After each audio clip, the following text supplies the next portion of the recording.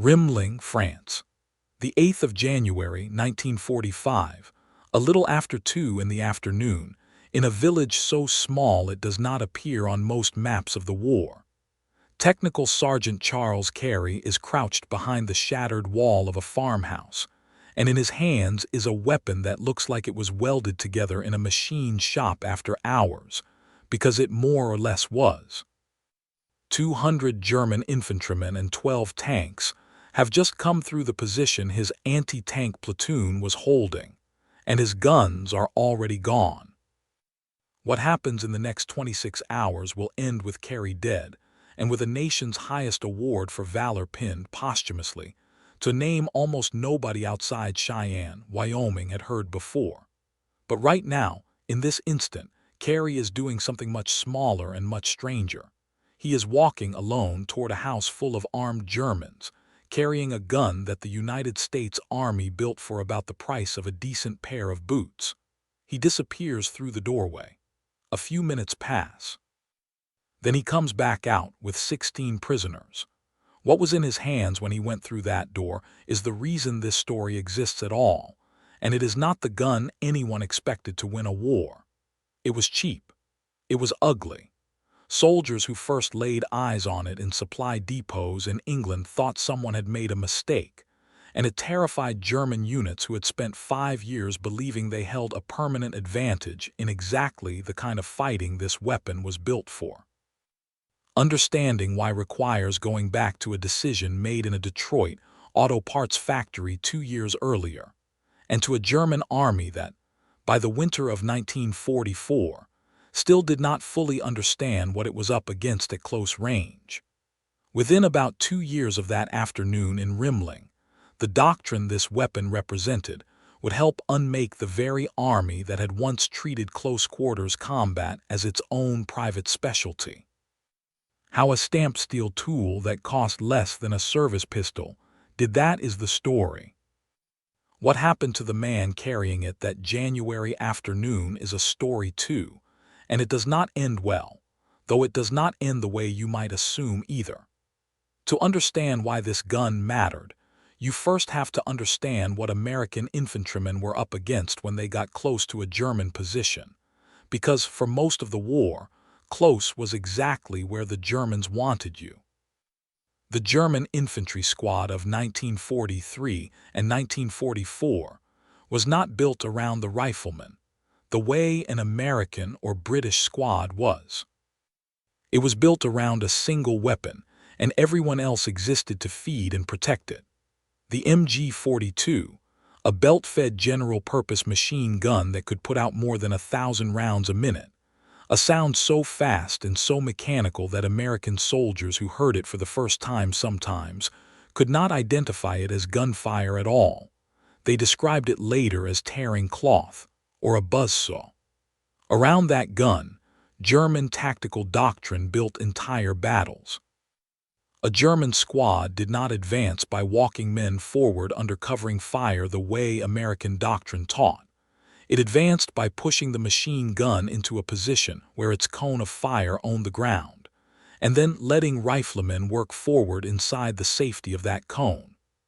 It was economical with manpower and devastating in effect, and it had been proven, brutally, from the Eastern Front to the deserts of North Africa.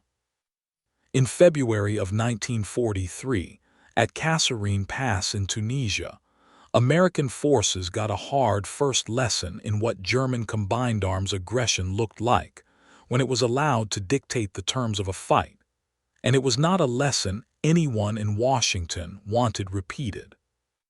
German paratroopers, the Fallschirmjäger, carried their own answer to close combat in the FG-42, a rifle so advanced for its time, select fire, inline stock, capable of both aimed semi-automatic fire and suppressive bursts, that a German division commander in Normandy, Generalleutnant Richard Skimpf, is documented as having carried one himself as a personal weapon rather than the pistol his rank would normally call for.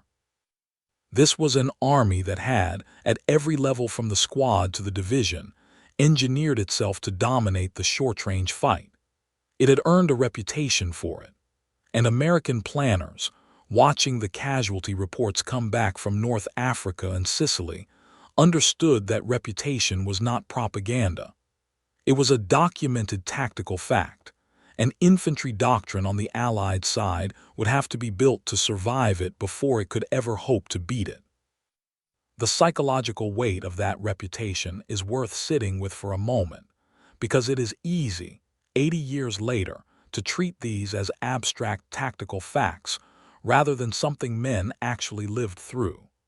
Soldiers who survived an MG-42 burst at close range did not describe fear in the ordinary sense.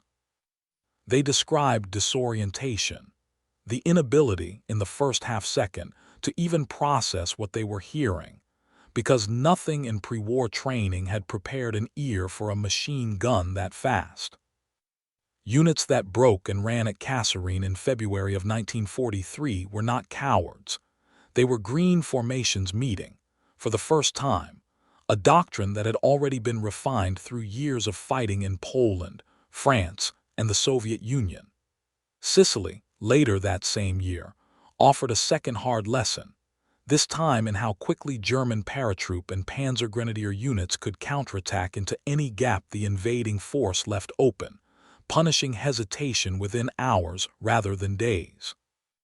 By the time planning began in earnest for the invasion of France, American commanders were not guessing about German close combat capability. They had paid for the knowledge in casualty lists, and they knew that whatever doctrine they built to survive the hedgerows had to assume the worst about what was waiting on the other side of every hedge bank. The trouble was that the weapon America had on hand for close-quarters fighting was expensive, heavy, and could not be produced fast enough to matter. The Thompson submachine gun, the Tommy gun, already a folk legend from Prohibition-era headlines a decade earlier, was a genuinely fearsome weapon in trained hands, a .45 caliber hammer that could shred a room. But it was also a machinist's weapon, a receiver milled from solid steel bar stock, a wooden stock, dozens of precision-fitted internal parts, built the way firearms had been built for 100 years. Even in its simplified wartime configuration, the M1A1 Thompson weighed roughly 13 pounds loaded and cost the government somewhere in the neighborhood of $45 apiece by the most economical wartime pricing, a fraction of its earlier cost, but still built on a production process that simply could not be scaled to the numbers a two-ocean war demanded. The shortage was severe enough that, in 1942, the United States Marine Corps, unable to get enough Thompsons for its own island-fighting infantry, was forced to accept and issue 80,000 Rising submachine guns instead, a weapon whose reputation among the men who actually carried it into the jungle was poor, prone to jamming exactly when jamming got you killed. The Rising itself deserves a moment, because its failure is part of what makes the M3's later success mean something. It had looked promising on paper, light, inexpensive by pre-war standards, chambered in the same reliable .45 round. In practice, in the humid, sand-choked conditions of Guadalcanal and the islands that followed it, the Rising's tightly fitted internal parts and complex takedown made it exactly the wrong tool for men fighting in mud and coral dust, with no time and no facilities for careful cleaning. Marines who carried it into the jungle came to distrust it precisely at the moments they needed it most, and units quietly began scavenging captured or salvaged Thompsons whenever they could, or discarding the Rising outright in favor of anything else at hand. It was a preview, in miniature, of the exact lesson the Army would apply to the M3's design 2 years later. A weapon's paper specifications mean nothing if it cannot survive the specific hell of the terrain it is fighting in. This was the arithmetic haunting the Army Ordnance Department by the middle of the war, a battle-winning close-range weapon that the country could not build in the quantities its own infantry doctrine required, and a cheaper substitute that had already proven itself unreliable exactly where reliability mattered most. Something had to give, and it was not going to be the doctrine. What gave was the assumption that a submachine gun had to be a precision instrument at all. The Ordnance Board's research officers had been watching two other guns very closely, and neither one belonged to a machinist's tradition. The British Sten gun, issued by the tens of thousands to resistance fighters and home guard units, was made almost entirely from stamped and welded sheet metal. Ugly, spare, and cheap enough that a factory with no gun-making pedigree at all could turn them out by the truckload. And the German MP-40, the Schmeisser of 1,000 war movies, despite Germany's reputation for engineering precision, was itself largely a stamped and pressed sheet metal design, built for speed of production rather than beauty of finish. Here was the uncomfortable, clarifying discovery. The enemy's own close-range weapon, the one American soldiers feared crossing paths within a hedgerow or a farmhouse doorway, had already abandoned the machinist's workshop in favor of the stamping press. If a gun that shot like a hammer could be built like a car fender, then the bottleneck strangling American production was not a law of physics. It was a habit of mind. That single realization, stated as plainly as the record allows, is the hinge the entire rest of this story turns on.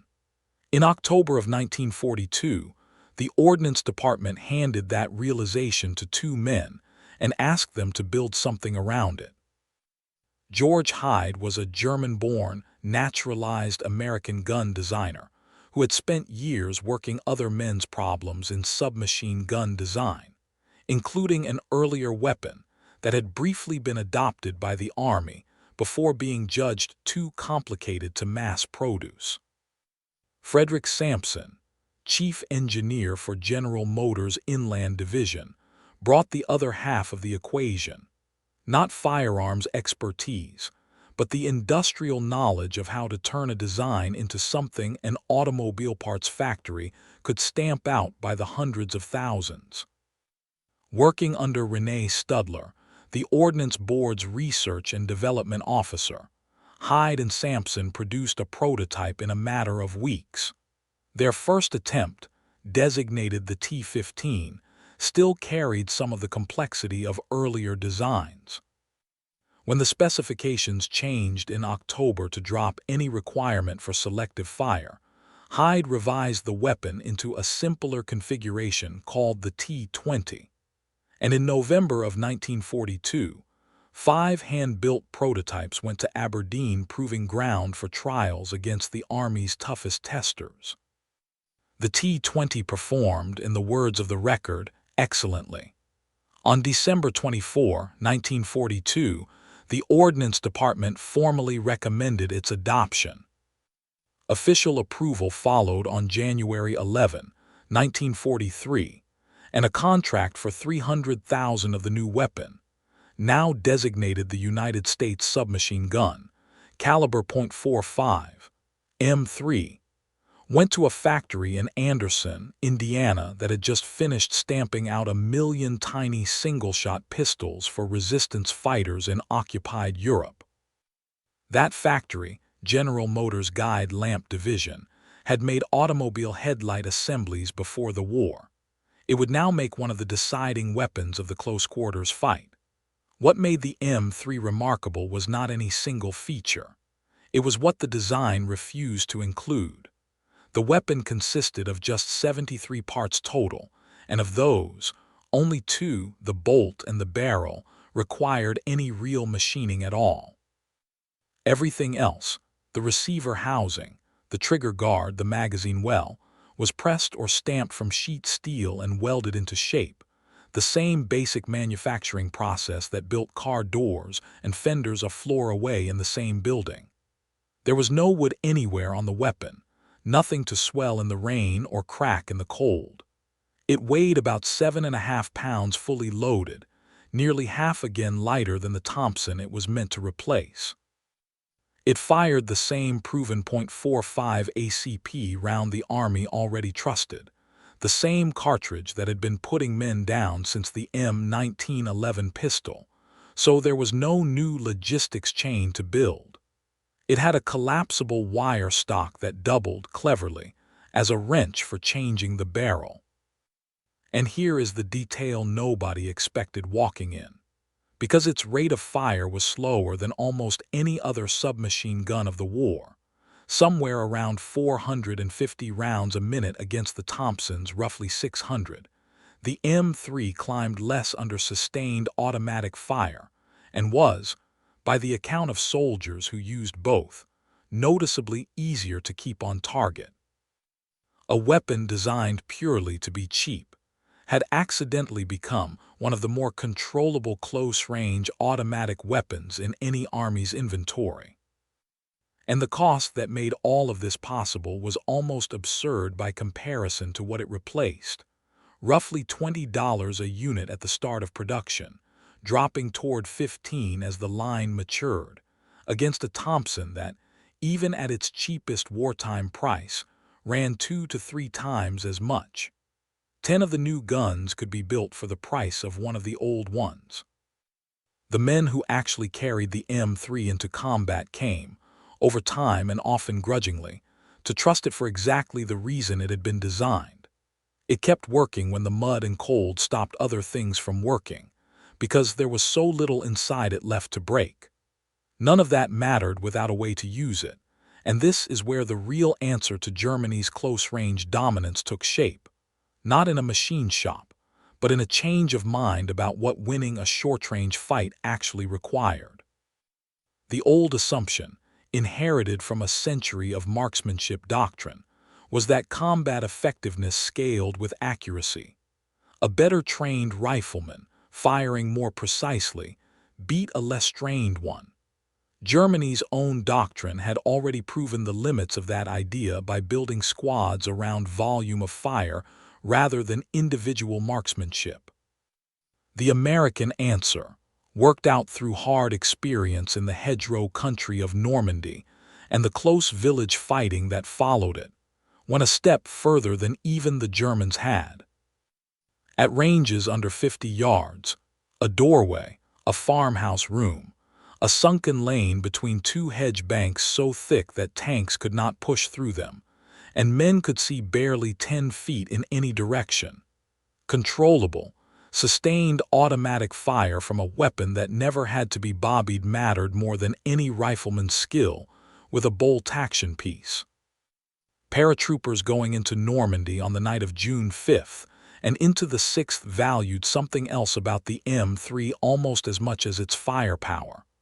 Unlike a rifle, it required no disassembly before a jump, no reassembly under fire while men were shooting at you in the dark. You landed, you found the weapon in its case, and it was ready. Captain Bob Piper of G Company, 505th Parachute Infantry Regiment, 82nd Airborne Division, was photographed in front of a wrecked glider in Normandy carrying exactly this weapon. A guide lamp-built M3, evidence that even in an airborne culture still deeply loyal to the Thompson, the new gun was already working its way into the hands of officers who needed something compact and ready the instant their boots hit the ground. That is precisely the fight the bocage forced on every infantryman who went through it. Captain Edward Rogers, a chaplain attached to the 18th Infantry Regiment, described watching a French family shelter in the corner of a field while American infantry and tanks traded fire with an enemy squad barely 100 yards away across a hedgerow they could not even see through. In that kind of blind, close, room-by-room and field-by-field fighting, the doctrine that mattered was simple enough to explain to any soldier in one sentence. Get close, put out more controllable fire than the other man can survive, and let a cheap, replaceable weapon do the work that an expensive, scarce one used to do alone. And here is where the enemy's own advantage turned into a trap it could not climb out of. The MP40 was, in its own right, an excellent weapon, but it was still more complex and more expensive to produce than the M3, built in German factories that, by 1944, were being pounded from the air and starved of skilled labor. Germany's entire close combat doctrine had been built around veteran squads, men who had trained for years, who knew exactly how to feed that machine gun's cone of fire and move inside it. That doctrine was extraordinarily effective, as long as the veterans survived to execute it. But veterans, unlike stamped sheet steel, cannot be produced on an assembly line. Every trained NCO killed at Kasserine or in the hedgerows or on the Eastern Front took years of institutional knowledge with him, and the replacements filling German ranks by the winter of 1944, increasingly teenagers and older reservists pulled into hastily formed Volkssturm units, could not be given that knowledge back on any schedule the war allowed. Meanwhile, American factories were doing the opposite, turning out hundreds of thousands of a weapon so simple that a soldier with almost no training could be handed one, shown the safety, and made lethal at close range within minutes. Germany's high command, fixated for years on the machine gun and the elite infantryman as the answer to every tactical problem, was slow to reckon with an opponent who had decided that quantity, reliability, and controllability could substitute for craftsmanship entirely. The qualities that had made German close combat doctrine so feared for the first half of the war, its dependence on scarce, highly trained men wielding sophisticated, difficult-to-replace weapons, were exactly the qualities that doomed it once the war became a contest of attrition rather than a series of short, decisive campaigns. Charles Carey did not come from a military family, and nothing about his early life marked him for the Medal of Honor. He was born on December 23, 1915, in Canadian Oklahoma, and by the time he enlisted, he was doing it out of Cheyenne, Wyoming, a long way from where he'd started. He rose to technical sergeant in the 397th Infantry Regiment, part of the 100th Infantry Division, nicknamed the Century Division, which had shipped to Europe in October of 1944 and gone almost immediately into 185 straight days of ground combat across the Rhineland, Central Europe, and the Ardennes-Alsace region. By January of 1945, Carey commanded an anti-tank platoon, a job built around a specific kind of courage, standing your ground against armor with weapons that could only work at close range, weapons that gave you one chance to be right. There is no dramatic origin story preserved in the record, no famous mentor, no single moment where a commanding officer singled him out as exceptional. What the record shows instead is smaller and, in its way, more affecting. A Bronze Star already earned before Rimling, evidence of a man who had already proven himself capable under fire once before this village, this house. This January afternoon became the thing his name would be remembered for. On January 8, 1945, roughly 200 German infantrymen supported by 12 tanks hit the 100th Division's position at Rimling and overran part of it. Carey's anti-tank guns were lost in the initial assault. What he did next, he did on his own initiative, without orders, because there was no time to wait for any. He organized a patrol and pulled 2 of his own squads out of a sector that was about to be cut off, getting the wounded out with them. Then he organized a second patrol and moved on a house that German riflemen were using to pour fire into the American position, pinning down movement across the whole sector. Covered by his own men, Carey approached the house, killed 2 snipers with his rifle, and threw a grenade through the door. Then, armed with the compact automatic weapon that had by then become standard kit for exactly this kind of close assault, he went in alone. A few minutes later he came back out with 16 prisoners. The intelligence he gathered from those men let the rest of the battalion locate and capture 41 more Germans hiding in the houses nearby. He was not finished. Carey assembled a third patrol, moved to within a few yards of a German tank under covering fire, and put a rocket into it. As the crew scrambled out of the burning vehicle, he shot 3 of them and wounded a 4th with his rifle. In one afternoon, a technical sergeant with no anti-tank guns left to fight with had rescued 2 squads, cleared a fortified house, delivered the prisoners who unlocked a much larger capture, and knocked out an enemy tank with its own crew still trying to escape it.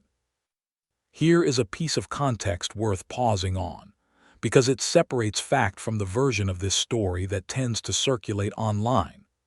The popular telling sometimes compresses Carey's whole engagement into a single image of a man walking into a house with a grease gun and simply persuading dozens of Germans to give up without a shot. The truth, preserved in his Medal of Honor citation, is grittier and in some ways more remarkable.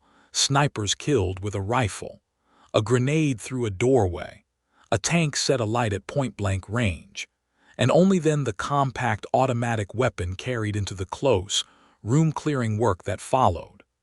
The myth simplifies a man who did several different violent, controlled things in sequence into a single clean cinematic beat.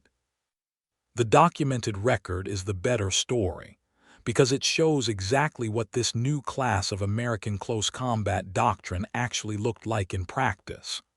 Not one miracle weapon, but a soldier moving fluidly between a rifle, a grenade, a bazooka, and a stamped steel submachine gun, using whichever tool the next 10 seconds demanded.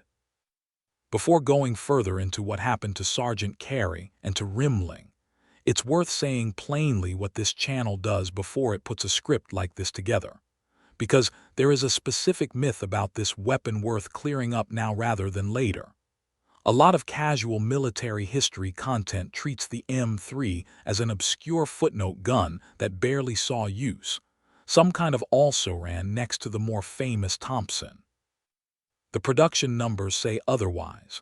Roughly 600,000 were built between 1942 and 1945 alone, and this script is built from primary Ordnance Department records, Medal of Honor citations, and first-hand unit accounts, rather than the second-hand summaries that usually get this weapon story wrong. If that kind of sourcing is worth something to you, a like on this video is the simplest way to tell us so. The Germans who survived Rimling did not stay quiet about what had hit them. Rimling sat inside the path of Operation Nordwind, Germany's last major offensive in the West, launched on New Year's Eve of 1944, with the goal of relieving pressure on the collapsing Ardennes front by punching through Alsace. The attack on the 397th Infantry at Rimling was not some isolated skirmish. It was part of a deliberate, division-scale push, and elements of the 17th SS Panzergrenadier Division were among the German units committed to retaking the village in the days that followed. For an SS Panzergrenadier formation, troops trained and equipped specifically for exactly the kind of aggressive close-range infantry work that German doctrine had spent years perfecting. To be thrown back into a fight for a village, this small tells you something about how seriously German command was taking the American resistance there. The after-action pattern across the sector in these weeks was consistent.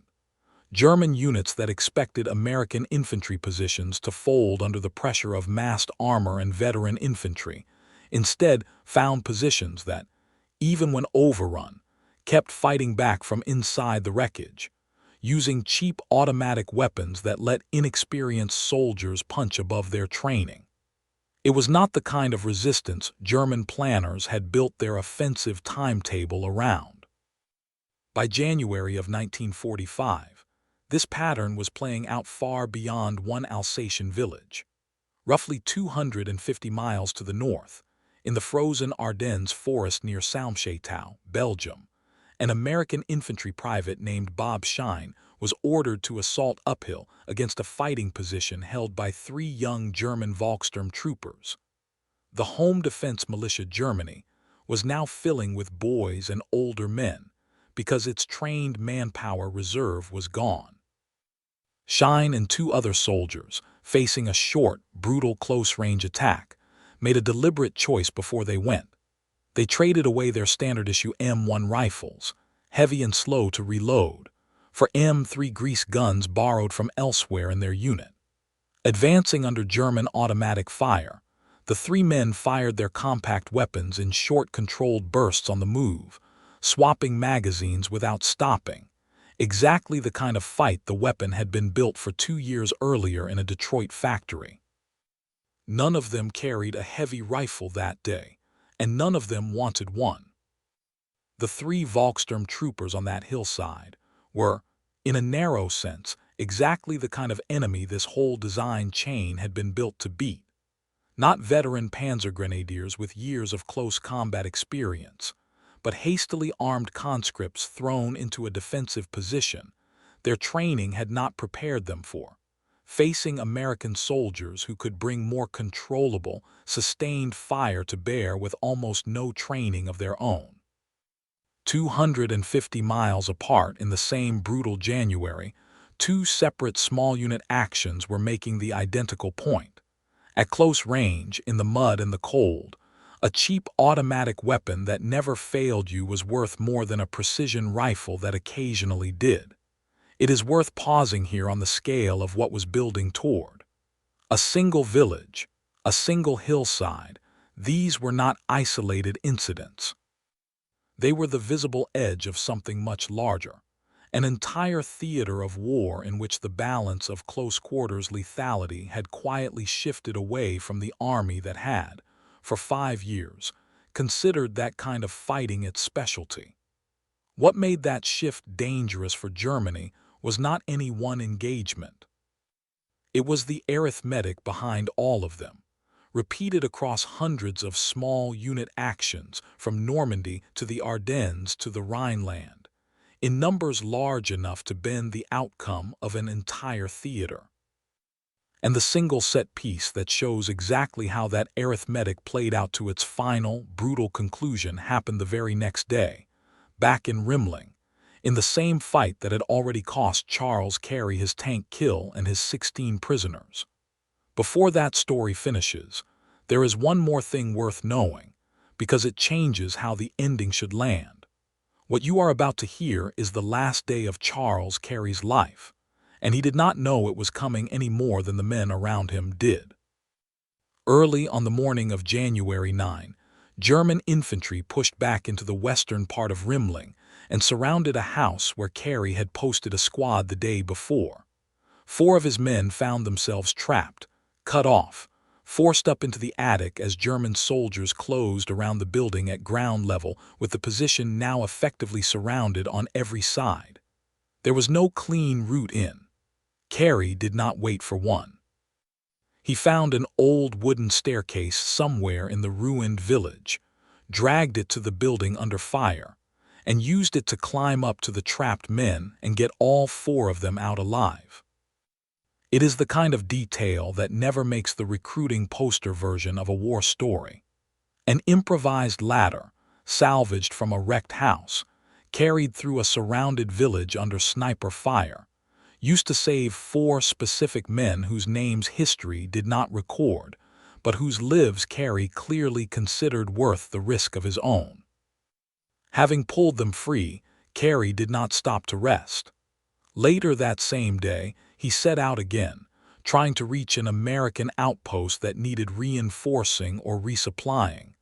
The record does not specify which, only that he was moving toward it when a German sniper's round found him. Technical Sergeant Charles F. Carey Jr. was killed instantly, 29 years old, on the 9th of January, 1945, in a village most of the men who fought there would spend the rest of their lives explaining to people who had never heard the name Rimling. He was posthumously awarded the Medal of Honor in July of 1945, 6 months after his death, and after Germany itself had already surrendered. The citation credits him with what the record actually shows: rescuing 2 squads under fire, clearing a fortified house, and unlocking the capture of 57 prisoners in total, disabling a tank and killing its fleeing crew, and finally climbing a salvaged staircase into a surrounded building to save 4 trapped men on the very last day of his life. He is buried now in the Ardennes American Cemetery in Ypres, Belgium, one name among roughly 5,000 other Americans who did not come home from that winter's fighting, in a division that lost more than 800 of its own soldiers on French soil alone between October of 1944 and March of 1945. There was no irony waiting for Charles Carey, no broken rule, no tragic overreach that undid him. Only the plain, unglamorous fact that a man who had spent 2 straight days pulling other soldiers out of danger eventually ran out of days himself, doing the same thing one more time. Carey was, in the end, one soldier in one village, and it would be a mistake to let his story stand in for the whole picture, because the real story of this weapon's effect on the war was never about individual heroics. It was about scale. Roughly 600,000 M3 submachine guns were manufactured between 1942 and 1945, spread across every branch and nearly every theater, infantry replacement depots, tank crews who valued its compact size inside a cramped turret, airborne units who prized how fast it could be brought into action after a jump, military police and specialists who needed a light, reliable weapon that did not demand a rifleman's years of training to use effectively. Most of the men who carried it into combat, and most of the histories written about them since, were never singled out for a medal citation. They simply carried a cheap gun, kept it clean enough to fire when it mattered, and went home or did not, largely unrecorded, the anonymous mass that any successful weapons system depends on far more than it depends on its handful of famous users. Consider what that anonymity actually represents in practical terms. Every one of those 600,000 weapons was a soldier who, under the old economics of the Thompson, might simply not have had a close-range automatic weapon at all. A truck driver, a combat engineer, a tank loader, a rear-echelon clerk pressed into a defensive perimeter during a German breakthrough, none of them riflemen by trade. All of them suddenly capable of putting out controllable automatic fire, because the weapon in their hands asked almost nothing of them beyond point and squeeze. That is the quiet, unglamorous multiplier effect that never makes it into a single citation. Not one hero doing something extraordinary, but hundreds of thousands of ordinary men made slightly more dangerous than they would otherwise have been, at exactly the moments the war put them somewhere they never expected to fight. A brief, plain accounting of how the story moved. In October of 1942, the Ordnance Board set requirements for a cheap, Sten-inspired submachine gun. In November of that year, 5 hand-built T-20 prototypes went to trial at Aberdeen. On December 24, 1942, the design was formally recommended for adoption, with official approval following on January 11, 1943. Production ramped through 1943 at Guide Lamps Anderson, Indiana plant, and the weapon reached combat for the first time in the hands of American paratroopers dropping into Normandy on June 6, 1944. By January of 1945, it was standard enough to be the weapon Sergeant Carey and Private Shine both reached for in 2 separate, desperate close-range fights within days of each other. And in December of 1944, even as those battles were unfolding, the Army had already moved to fix the weapon's most persistent early flaw, standardizing an improved version that would carry it through the rest of the war and far beyond. 4 factors, taken together, explain why this cheap weapon mattered as much as it did. The first is the machine itself, a design that discarded machinist's tradition entirely, 73 parts, only 2 requiring precision work, built from the same stamping presses that shaped car doors, at 1/10 the cost of the weapon it replaced. The second is the doctrine built around it.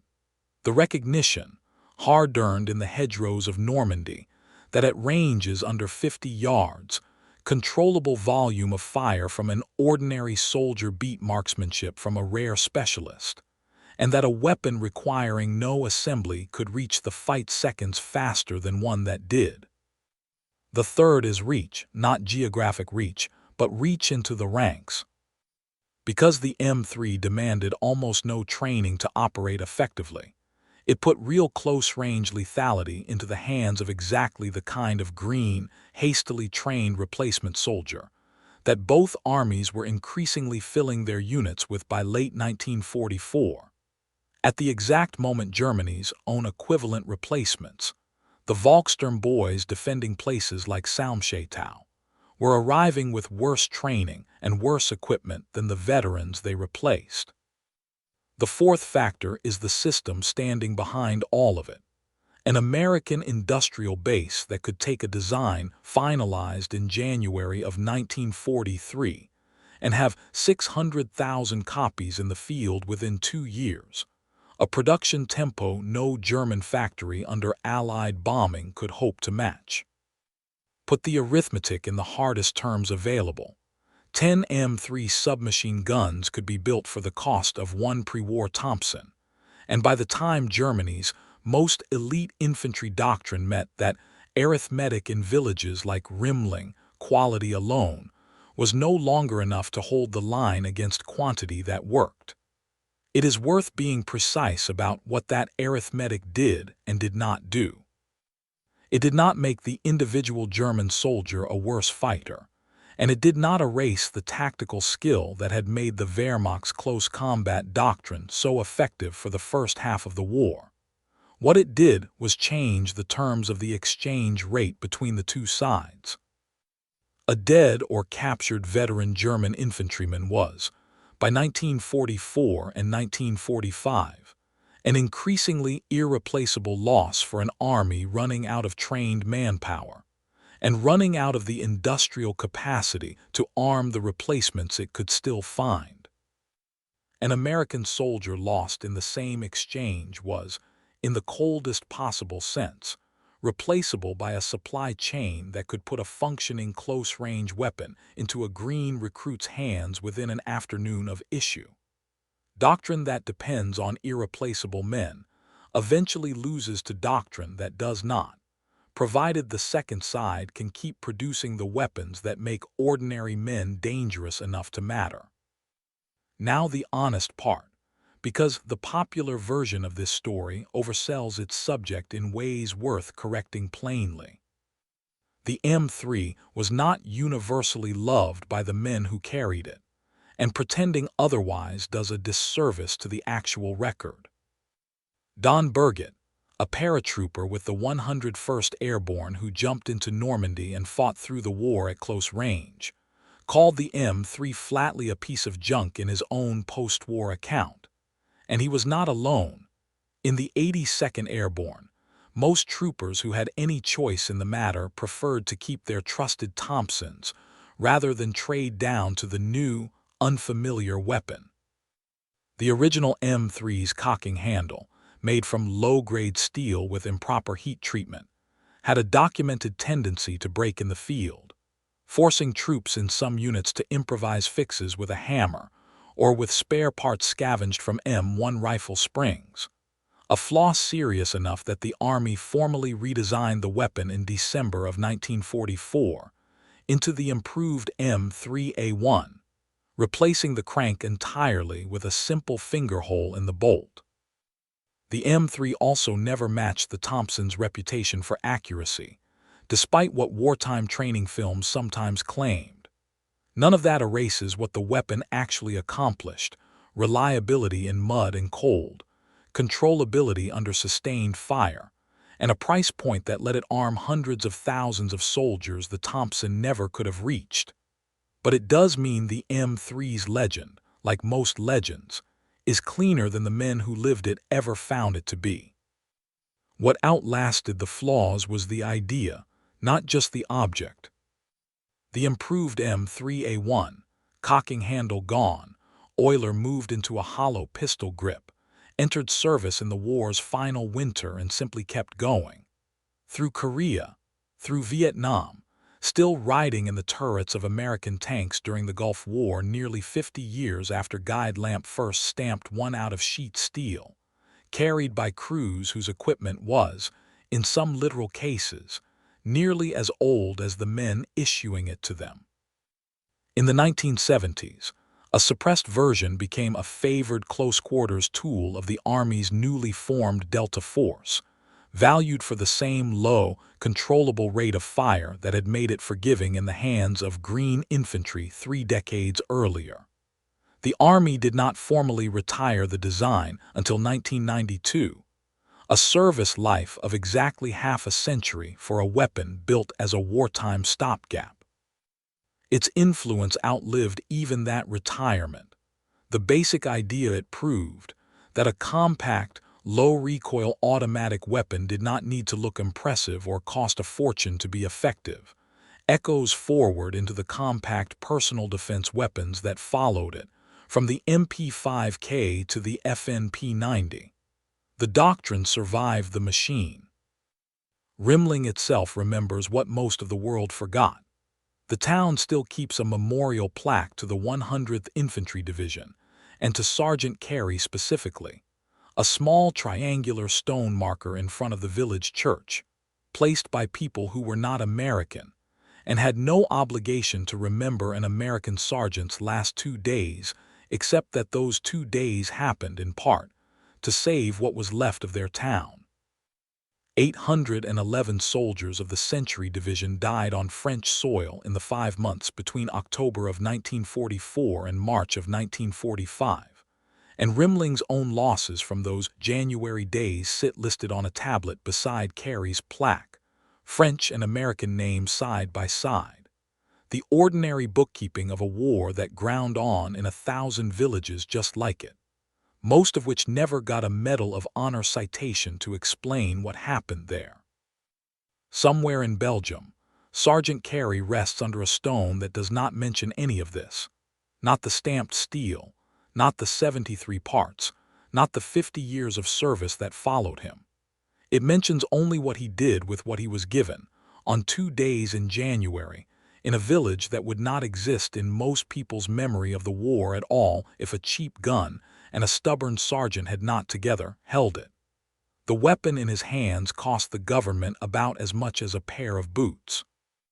What it bought in the right hands on the right afternoon was never really measured in dollars at all. If you've made it this far, you already know this channel does not build these stories from second-hand summaries. Every figure, every date, and every name in this one traces back to Ordnance Department records, the official Medal of Honor citation, and first-hand unit histories, checked against each other rather than copied from wherever they first appeared online. That is the standard for every video on this channel, and it is why they take longer to make than most.